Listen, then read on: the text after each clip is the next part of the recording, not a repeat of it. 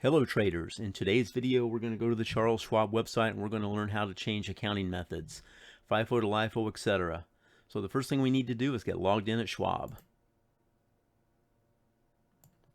Okay, once logged in, you need to hover over this little icon here and click it, drop down to account settings and click that.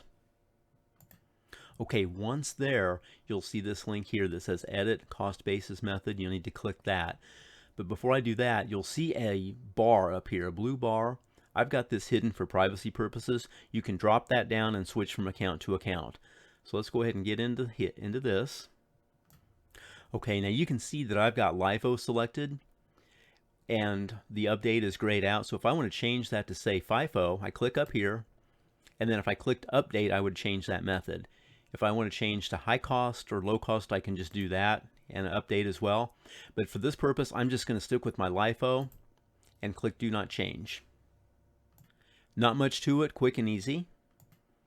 If you enjoy this content, like the video, subscribe to the channel. I would greatly appreciate it. Until next time, great trading everyone.